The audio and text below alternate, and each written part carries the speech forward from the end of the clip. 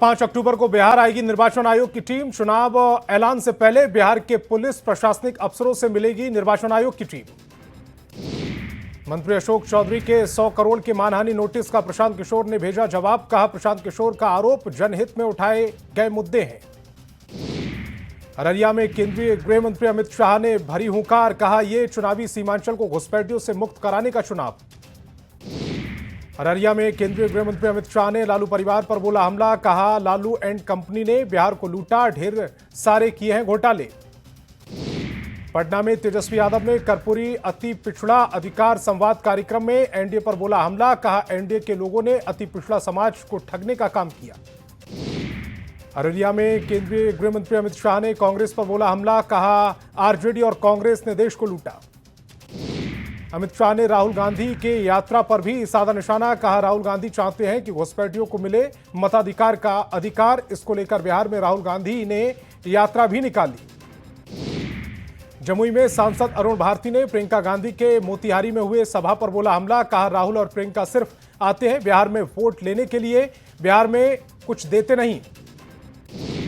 अमित शाह ने कहा, 11 साल से देश में प्रधानमंत्री मोदी की है सरकार, हमारे विरोधी हम पर एक भी पैसे का भी आरोप नहीं लगा सकते। कटिहार में सीएम नीतीश कुमार ने लालू प्रसाद पर जमकर साधा निशाना। कहा, जब खुद सीएम को कुर्सी से उतरे तो पत्नी को दिया बिठा, लेकिन बिहार की महिलाओं के लिए कुछ नहीं किया। जमुई सांसद अरुण भारती ने सिकंदरा सीट पर किया दावा। कहा, 2020 में पार्टी अलग होकर लड़ी थी चुनाव, लेकिन इस बार पार्टी चाहेगी कि उस पर हो उनका उम्मीदवार, आखिरी फैसला करेंगे नेता। टॉपर्स घोटाले के मुख्य आरोपी बच्चा राय ने ओवैसी से की मुलाकात। बच्चा राय ने मुलाकात के बाद महुआ से चुनाव लड़ने का किया ऐलान। नालंदा के जिला प्रभारी एवं बीजेपी सांसद कमलजीत सहरावत ने कहा, इस बार एनडीए 225 सीट जीतने का करेगी प्रयास। बिहार में रोजगार को लेकर प्रधानमंत्री मोदी लगातार प्रयासरत। तेजस्वी यादव ने किया दावा। कहा, जब हमारी सरकार बनेगी तब अति पिछड़ा केवल वोट बैंक नहीं बल्कि बनेगा पावर बैंक।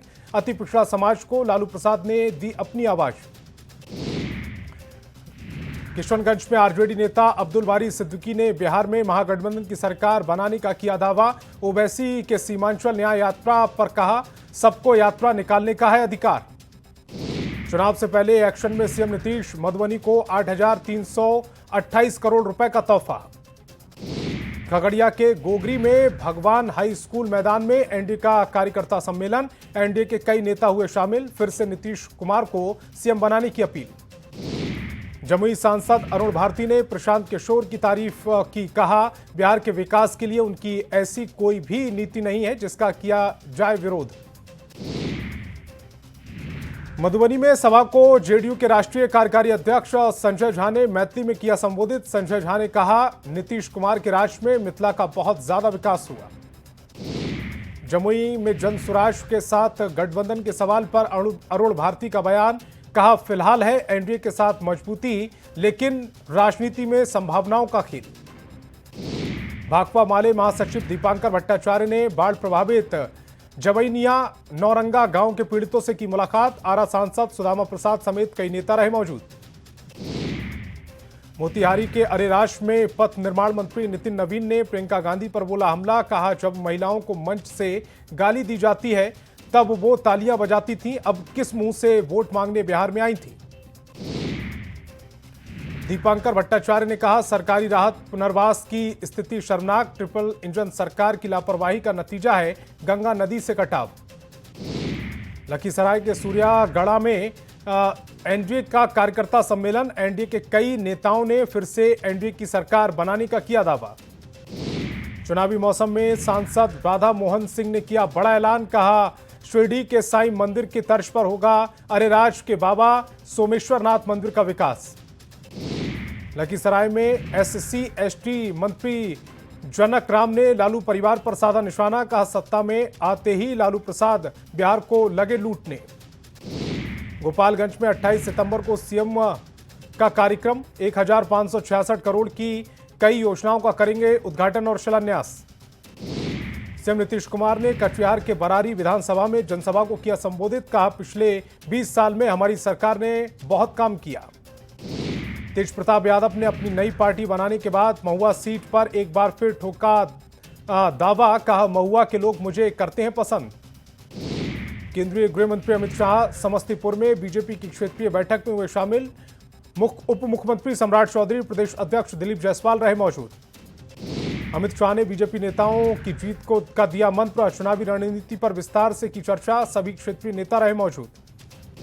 एक्शन में बिहार बीजेपी के चुनाव प्रभारी डोर टू डोर कैंपेन के लिए निकले धर्मेंद्र प्रधान, पटना में चलाया जनसंपर्क। कटिहार में मुख्यमंत्री नीतीश कुमार ने कई कार्यक्रमों में लिया हिस्सा, कार्यकर्ताओं से संवाद कर एनडीए को जिताने की अपील की, मधुबनी को भी करोड़ों की दी सौगात। अमित शाह के दौरे पर डिप्टी सीएम विजय सिन्हा का बयान, कहा जंगलराज वालों को रोकने और एक बार फिर से एनडीए की सरकार बनाने के लिए लगातार पार्टी नेताओं को मार्गदर्शन दे रही है। समस्तीपुर के उजियारपुर में आरजेडी विधायक आलोक मेहता का विरोध, जीतने के बाद पहली बार क्षेत्र में पहुंचने का लगाया आरोप, जनता ने किया विरोध। तेजस्वी यादव के बयान पर बीजेपी प्रदेश अध्यक्ष दिलीप जायसवाल हमलावर, तेजस्वी यादव पर जमकर साधा निशाना। बाढ़ में अनंत सिंह का जनसंपर्क अभियान जारी, डोर टू डोर चला रहे अभियान। पूर्णिया में एआईएमआईएम प्रमुख ओवैसी का आरजेडी पर तीखा हमला, कहा 2020 में 5 विधायक दिए थे, 4 बेईमान निकले, पैसे में बिक गए।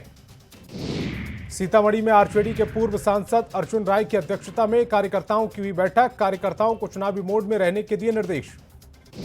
एआईएमआईएम चीफ ओवैसी ने एसआईआर को लेकर सरकार को घेरा, कहा बिहार में 65 लाख लोगों का वोटर लिस्ट से नाम हटा दिया, लेकिन उसमें कितने घुसपैठिया निकले पहले आप बताएं।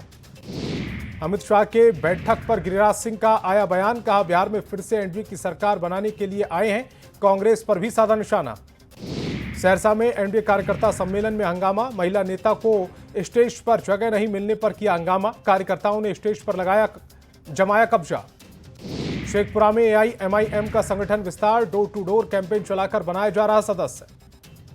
पटना में केंद्रीय गृह मंत्री अमित शाह की सुरक्षा में बड़ी चूक, एयरपोर्ट जाते समय काफिले में घुसा ज्ञात वाहन, सुरक्षा कर्मियों के उड़े होश। प्रधानमंत्री मोदी ने ओडिशा के झारसुगुड़ा में जनसभा को किया संबोधित, कहा भारत चिप से लेकर जहाज तक हर चीज में आत्मनिर्भर बने देश। बीएसएनएल के स्वदेशी 4G नेटवर्क को किया लॉन्च। केंद्रीय गृह मंत्री गिरिराज सिंह ने ओवैसी कांग्रेस पर लगाया गंभीर आरोप, गिरिराज सिंह ने कहा ओवैसी चाहते हैं गृह युद्ध कराना।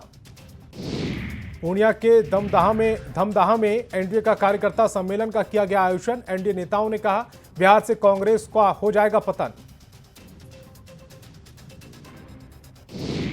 रोहतास के अघरेर खुर्द गांव के ग्रामीणों ने विधायक से अपने गांव की सड़क बनाने की मांग की, सड़क बनाने के भरोसे देने पर ग्रामीणों ने जाने का दिया विधायकों को।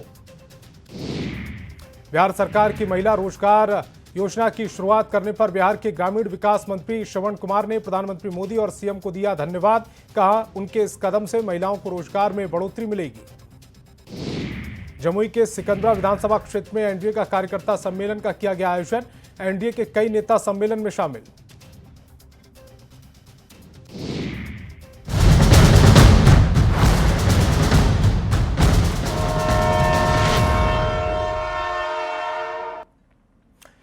और चुनावी साल में सभी विभाग लक्ष्य को पूरा करने में जुटे हैं, तो कई योजनाओं में उद्घाटन की भी जल्दी है।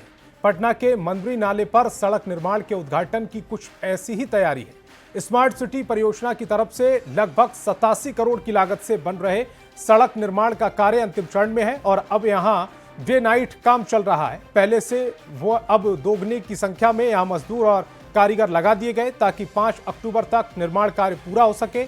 इसके उद्घाटन के बाद राजधानी वासियों को बेली रोड यानी कि नेहरू पथ से अशोक राजपथ जाने में जाम की समस्या का सामना नहीं करना पड़ेगा। आने वाले समय में लोग इनकम टैक्स से इसी रास्ते सीधे मरीन ड्राइव तक पहुंच सकेंगे। डे नाइट वर्क का जायजा लिया हमारे संवाददाता रजनीश कुमार ने। चुनावी साल में पटना वासियों को जल्द ही एक बड़ी सौगात मिलने वाली है और पटना स्मार्ट सिटी परियोजना की तरफ से पटना के मंदरी नाला का निर्माण युद्ध स्तर से जारी है। डे नाइट काम चल रहा है। ये तस्वीर आपको हम दिखा रहे हैं, देख सकते हैं कि डे नाइट काम चल रहा है और लगभग 300 से अधिक जो मजदूर हैं, ठेकेदार हैं, इसमें दिन रात लगे हुए हैं। टारगेट ये रखा गया है कि हर हाल में 5 अक्टूबर तक इसका काम पूरा कर देना है। तो अंतिम चरण में ढलाई का जो काम है देख सकते हैं कि अभी रात में भी चल रहा है और बता दें बंगाल के जो एक तरह से कारीगर हैं या जो मैकेनिक हैं वो इसमें लगे हुए हैं। इसके बन जाने के बाद राजधानी वासी को सीधे अगर कहेंगे तो नेहरू पथ से अशोक राजपथ जाने में आसानी होगी और कहीं भी जाम की समस्या नहीं होगी। तो ये सड़क निर्माण लगातार जारी है और हम दिखाना चाहेंगे कि देखिए कैसे अभी छड़ बांधने का काम चल रहा है। और हमारे दाहिनी तरफ देख सकते हैं कि ये आपको सीधे इनकम टैक्स के पास की जगह है और यहाँ सामने तारामंडल है। तो आप तारामंडल के सामने जैसे ही मंदिर की तरफ मुड़ेंगे यानी इनकम टैक्स से आप बाईं तरफ जाएंगे तो आप अशोक राजपथ का रास्ता सीधे पकड़ लेंगे। बता दें आपको कि 1289 मीटर लंबी स्मार्ट सड़क निर्माण का ये लक्ष्य है और इसे बनाने में लगभग 87 करोड़ रुपए खर्च हो रहे हैं। सड़क निर्माण पूरा होने के बाद जो ट्रैफिक व्यवस्था है वो पूरी तरह से सुगम हो जाएगी और इसके साथ साथ जो एक तरह से लोगों को कठिनाई होती थी या गंदगी से लोग परेशान थे तो वो परेशानी भी अब दूर हो जाएगी। और इसके अलावा बता दें आपको कि आगे जो लक्ष्य रखा गया है कि यहाँ से आप अगर सफर की शुरुआत करते हैं मंदिर से तो आप काली मंदिर के पास जाएंगे तो वहां से भी कनेक्टिविटी बनाने की तैयारी है कि आगे जाकर उसे मरीन ड्राइव से कनेक्ट किया जाएगा। तो कुल मिलाकर ये कहें कि 10 अक्टूबर तक का ये लक्ष्य है कि हर हाल में उससे पहले यानी आचार संहिता लगने से पहले इसका उद्घाटन हो जाए और 5 अक्टूबर तक ये जो निर्माण कार्य है वो भी पूरा हो जाएगा। तो देखना ये है कि आखिर ये डे नाइट जो काम चल रहा है ये कब तक पूरा हो पाता है और पटना वासियों को सौगात कब तक मिल पाती है। कैमरामैन दीपक के साथ रजनीश कुमार, न्यूज 18 पटना। और अररिया में कार्यकर्ताओं से संवाद के दौरान गृह मंत्री अमित शाह ने कहा कि इस बार बिहार के लोगों को 4 दिवाली मनानी है। उन्होंने कहा कि पहली दिवाली उस दिन मनानी है जिस दिन भगवान श्री राम अयोध्या लौटे थे। दूसरी दिवाली जीविका दीदियों के बैंक खाते में 10-10 हजार रुपए जमा हुए उसे लेकर मनानी है। तीसरी दिवाली जीएसटी सुधार को लेकर और चौथी दिवाली 160 से ज्यादा सीटें वाली एनडीए सरकार बनाकर मनानी है। बार बिहार वालों आपको 4 दीपावली मनानी है। पहली दीपावली तो प्रभु श्री राम जब अयोध्या वापिस गए उस दिन दीपावली के दिन मनानी है। दूसरी दीपावली कल ही मोदी जी ने हमारी जीविका दीदियों को 10-10 हजार रुपया उनके बैंक अकाउंट में डाला है। उसकी